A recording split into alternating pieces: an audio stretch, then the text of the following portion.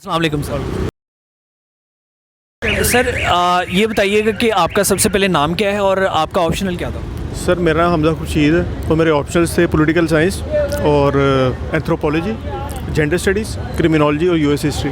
आज कौन से पेपर था? और क्रिमिनोलॉजी और यूएस हिस्ट्री।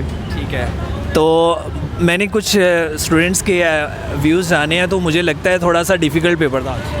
यूएस हिस्ट्री का बिल्कुल स्टेटमेंट्स उसकी बहुत एम्बिगुअस थी, मतलब स्टेटमेंट इंटरप्रेट नहीं थी हो रही। अब कितने जो लोग थे वो स्टेटमेंट कोई गलत कर रहे थे, कोई लुधियाना लिख रहा था, कोई दूसरी लिख रहा था, मतलब समझ नहीं थी आ रही किसी को, और वो सीधा सीधा पूछता तो हर कोई कर लेता मैं भी ये वाले सवाल।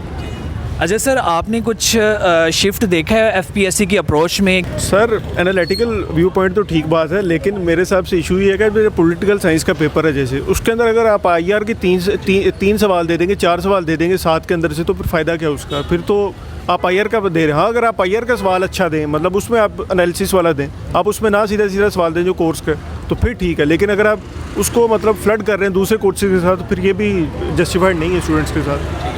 तो सर आपकी स्ट्रेटजी क्या रही पेपर में, और आप थोड़ा सा अपनी मिस्टेक्स के बारे में बताइए अपनी जर्नी में, और पेपर में आपने क्या ऐसी मिस्टेक्स की जो आपको लगता था कि मुझे नहीं करनी चाहिए?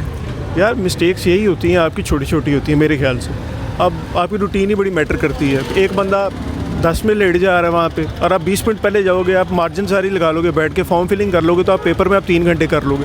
अब कितने बच्चे होते हैं उनको ऑब्जेक्टिव नहीं आता होता, वो 20 मिनट लगे रहते हैं ऑब्जेक्टिव करते, बार में लाइनें भी नहीं भी लगाई होती, तो 35 मिनट तो उन्होंने गुजार दिए होते हैं। तो ये वाली छोटी छोटी मिस्टेक्स है मेरे ख्याल से, ये ज़्यादा मैटर करती है, ना कि जो पीछे पेपर के अंदर ज़्यादातर एनालिसिस अब ज़्यादा आ रहा है। तो मेरे ख्याल से जो बुक रीडिंग है उसका इतना फ़ायदा नहीं हो रहा, लेकिन एनालिसिस जिसका वो स्ट्रॉन्ग कर रहा है ज़्यादा। लेकिन ये जो छोटी मिस्टेक्स हैं ये बहुत काउंट करती हैं, ब्लंडर होते हैं ये बेसिकली।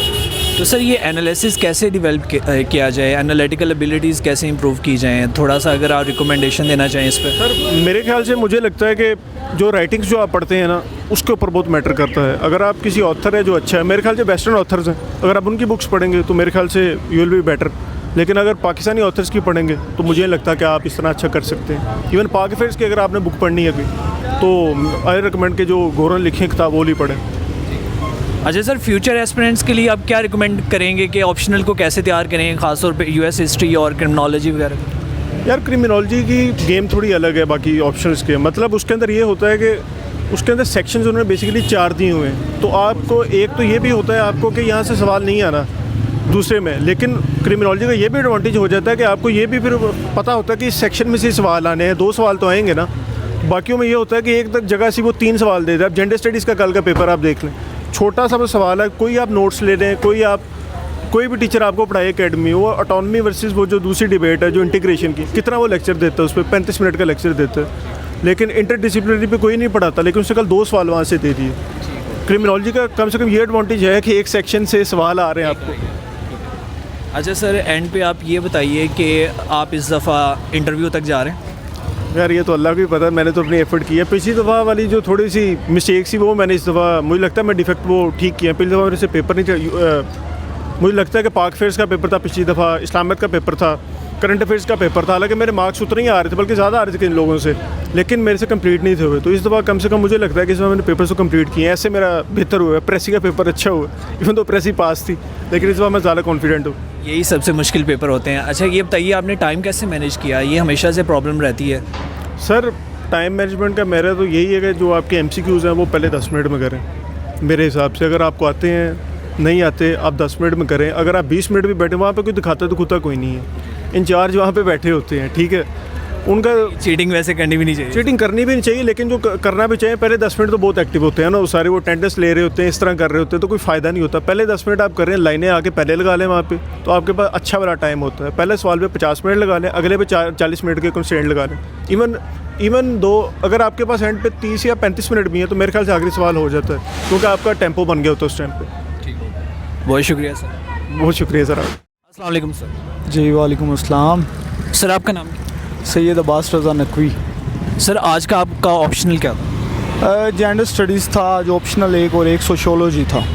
सर आज के पेपर के बारे में बताएंगे, किस किस्म का पेपर था, सवालात कैसे थे, कम्प्लेक्सिटी लेवल कैसा था इसका? एक्चुअली आजकल थोड़ा सा ट्रेंड चेंज कर दिया हुआ है एफपीएससी ने। पहले थोड़े से रोट लर्निंग और क्रैमिंग और सीधे सीधे सवाल आ जाते होते थे, अब उन्होंने थोड़ा सा ये किया है कि कंटेम्प्रेरी इश्यूज़ को थोड़ा सा हिट किया है और एक्चुअली वो मांग रहे हैं आपसे कि आप अपने एनालिसिस बताएं, आप क्या मेजर्स अडॉप्ट कर सकते हैं किसी भी हमारे इल्स जो चल रहे हैं सोशल स्ट्रक्चर के अंदर, तो उनको आप काउंटर करने के लिए क्या क्या रिकमेंडेशंस हैं आपके। एक्चुअली जैसे जेंडर स्टडीज़ था उसमें जी हेल्थ इश्यूज़ पूछे हुए थे आज उन्होंने वीमेन के, फिर उन्होंने कहा इन जनरल आप ये बताएं कि वीमेन की आप स्टेटस किस तरह से इम्प्रूव कर सकते हैं, तो आप अपनी रिकमेंडेशंस दें। ठीक है, इसी तरह कुछ और डिबेट्स भी थी। एक्चुअली जो पीछे चल रहा था सिस्टम वो ये नहीं था, वो कहते थे कि रटी रटाई जो चीज़ें आप हमें बता दें हम आपको वो दे देंगे और आप उनको कर लें। लेकिन थोड़ा सा इसका ये फ़ायदा हो गया कि एक्चुअली हमारे पाकिस्तान में जो है ना अभी पिछले दिनों जो डीजी हैं CSA के, उन्होंने एक लेटर लिखा है, उन्होंने कहा है कि यार ये आप लोग सारे टिकटॉकर्स पैदा कर रहे हो, हमें कोई दे ना ज़रा कोई जिसकी इंटर डेवलपमेंटल स्किल्स हों, कोई लर्निंग हो उसकी। ये सारे टिकटॉकर्स अगर आप पैदा कर रहे हैं तो हमारे इंस्टीट्यूशंस में तो टिकटॉक ही चलेगा, फिर और कुछ नहीं चलेगा। एक्चुअली प्रिपेयर मेरी तरीका ये था कि तैयारी की थी कोई 3-4 साल पहले स्टार्ट, तो इस वजह से काफ़ी चीज़ें पढ़ी हुई थी, थोरोली किताबें वगैरह पढ़ी हुई थी। और स्ट्रेटजीज़ में यही होती है कि आपने थोड़ी सी टाइम मैनेजमेंट करनी होती है, आप क्वेश्चंस वो करें जो ज़्यादा लेंथी नहीं है, आपके अपने एनालिसिस बेस्ड हैं, आपको पता है आप कहाँ पे उनको ला के कब उसको कंक्लूड कर सकते हो। कॉम्प्रीहेंड करना बहुत ज़रूरी होता है, 4 के चारों आप कर लो, टाइमली कर लो और इवेंचुअली फिर बाकी अल्लाह ताला पे फिर छोड़ दो टाइम। ठीक हो गया सर ये बताइएगा कि आज कोई सरप्राइजिंग एलिमेंट था FPSC की तरफ से, जैसे हमने देखा है ट्रेंड कंपलसरी सब्जेक्ट्स में, क्या ऑप्शनल में भी इस तरह की कोई चीज़ देखने को मिली है?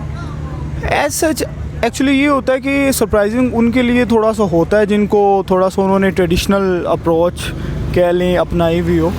अगर जब आपके एनालिसिस स्ट्रॉन्ग होते हैं तो एज सच आपके ये है कि उन्होंने इस दफ़ा जो क्वेश्चंस दिए हैं वो मैंने आपको जैसे पहले बताया, तो सरप्राइजिंग यही था कि ज़्यादातर लोगों ने अपने क्रिटिकल एनालिसिस नहीं बिल्ड किए होते, आपकी क्रिटिक ज़्यादा नहीं अच्छी होती। तो जब आपकी क्रिटिक ज़्यादा अच्छी होती है तो फिर क्वेश्चंस बेहतर हो जाते हैं। और मेरे थोड़े से सोशल साइंसेस के सब्जेक्ट्स थे, तो एज सच कोई आउट ऑफ द वे चीज़ें नहीं आई हैं, वही थी हमारे जो सोशल स्ट्रक्चर में चीज़ें चल रही हैं, अदरवाइज़ तो कुछ भी नहीं खास था। तो सर आपने टाइम को कैसे मैनेज किया और अपनी लेंथ के बारे में थोड़ा बताइए, आपने कितना लिखा और क्या टाइम पे पेपर कंप्लीट हो गया था? हाँ जी, पेपर अल्हम्दुलिल्लाह टाइम पे दोनों कंप्लीट हो गए थे। लिखा इस तरह से था कि मेरा जो एक क्वेश्चन था, अब मैंने आज कोई 19 साइड्स लगी होंगी, तकरीबन 4 क्वेश्चंस होते हैं, तो मैंने जो तो उन्होंने कहा था कि अपनी रिकमेंडेशंस दें, तो आप एक टॉपिक के अकॉर्डिंगली जो है ना वो उसने क्या चीज़ आपसे मांगी हुई है उसके अकॉर्डिंगली आपने बताना होता है। अब उन्होंने पूछा ये कि आप बता दें कि वीमेन कैसे हो सकती है, तो आप हेल्थ के रिलेटेड बता दें कि SDGs स्टैंडर्ड डेवलपमेंटल गोल्स हैं, आप बता दें कि पॉलिटिकल कोटाज वगैरह होना चाहिए, आपने ये बता दिया कि मुल्क में जो सोसाइटल लेवल पे आप conducive environment they, political policies इस तरह से बनाए कि उनको हरासमेंट के लिहाज से उनकी को प्रोटेक्शन हो सके। तो आपको अकॉर्डिंगली जो उसने क्वेश्चन पूछा उसके अकॉर्डिंगली आपने कंक्लूड करना होता है। तो इसमें लेंथ मैटर नहीं करती इस दफ़ा, ख़ास तौर पे इस दफ़ा जो है वो आपके एनालिसिस मैटर करते हैं, otherwise he will be penalised and he will penalise you. तो सर आप रिकमेंडेशन क्या देंगे जो नए एस्पिरेंट्स हैं जो इस सब्जेक्ट को ऑप्ट करना चाहते हैं, वो अपनी तैयारी कैसे करें? शुरू में उनको हमेशा वो रहता है, थोड़ी एम्बिग्विटी रहती है कि कौन सा सब्जेक्ट हम चूज़ करें और उसको कैसे प्रिपेयर करें, तो आपका इस पे टेक क्या? मेरी रिकमेंडेशन सबसे पहले तो यही है कि इंग्लिश जो है जितनी आप अपनी ग्रामेटिकल मिस्टेक आपकी नहीं होनी चाहिए। जब आप CSS के एग्ज़ाम में बैठे हैं ना, सेंट्रल सुपीरियर सर्विस एग्ज़ाम है, सबसे सुपीरियर है, तो आपको इंग्लिश आपकी बहुत अच्छी होनी चाहिए। तो सेकेंडली जब आप प्रेजेंट कर सकते हैं किसी भी चीज़ को, तो फिर बाकी मटीरियल वो बाद में आता है। सेकेंडली फिर आप ये करें कि बुक्स वगैरह पढ़ें, रिसर्च आर्टिकल्स वगैरह पढ़ें, उसके बाद सब्जेक्ट्स को देखें किस तरह, थोड़ा सा जैसे पहले डिस्कस हुआ एनालिसिस अपने बिल्ड करें, क्रिटिक बिल्ड करें, तो थोड़ा सा अपने आप को टाइम दे, रोड लर्निंग की तरफ ना जाएं। ठीक है, तो इससे CSS एस करना कोई मुश्किल काम नहीं है, हो जाता होता है, तो इवेंचुअली हो जाएगा। Hard work always pays off. बहुत शुक्रिया सर। जी थैंक यू सो मच।